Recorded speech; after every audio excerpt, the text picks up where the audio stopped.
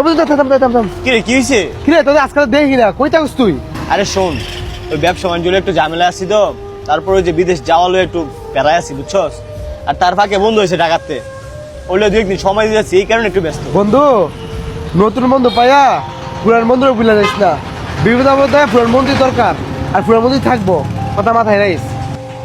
আচ্ছা শোন, তোর লাগে আমি বিকাল দেখা করতেছি, তুই থাইস। হ্যাঁ বাইক না যাতো। বন্ধু, সামনের মাসে তো নেপাল যাবো। এখন তো টিকিট আর যাবতীয় সব টোটালে খরচ যাবো 1 লাখ টাকার ভিতরে কমপ্লিট। তুই কি কস? বন্ধু ওই বিদেশ যামু, বিষা মিশা আটকে রয়েছে, ওনে টিয়া পয়সা জমা দিয়ে লাইছি, এখন তো পসিবল না রে। আবির ভাই, আপনারা বলে দিচ্ছেন এই মাত্র আপনার মার আমি নিজে হসপিটাল ভর্তি করে দিয়েছি। ডাক্তার বলছে 50,000 টাকা লাগবে অপারেশনের লিগা।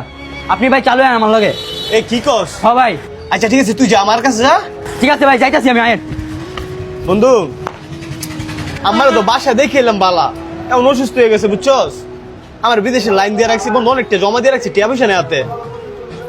আচ্ছা বন্ধু, তুই কিছু টিয়া ম্যানেজ করে দিতে পারবি আমারে? আর বন্ধু, আমার বাপের কি টাকা পয়সার অভাব আছে? তোর 50,000 লাগে, 1 লাখ লাগে, তুই আমার কাছ থেকে নে, সমস্যা নাই। তোর বাইকটা আমার কাছে দিয়ে যা। আচ্ছা ঠিক আছে বন্ধু, তুই চাবিটা রাখ, আর আমারে বন্ধু যেমনি পারস তুই 50,000 টাকা দে। আচ্ছা ঠিক আছে, আমি বাড়িতে ফোন দিয়ে বলে দিতেছি, তুই টাকাটা নিয়ে যা। আমার একটা কাজ আছে, আমি এই কাজটা শেষ করে তোর নক দিতেছি। ঠিক আছে বন্ধু।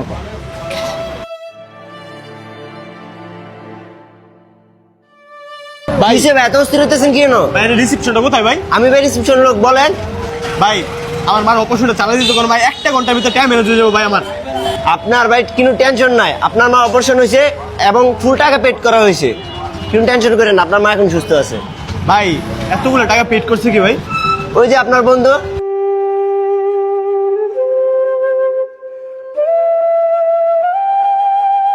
বন্ধু, নতুন বন্ধু পাইয়া পুরান বন্ধুরা ভুলে যাইস না।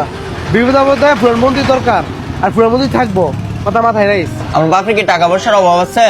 তোর 50,000 লাগে, 1 লাখ লাগে, তুই আমার কাছ থেকে নে, সমস্যা নাই। তোর বাইকটা আমার কাছে দিয়ে যা। বন্ধু, আমি তোর সাথে অনেক অন্যায় করছি রে।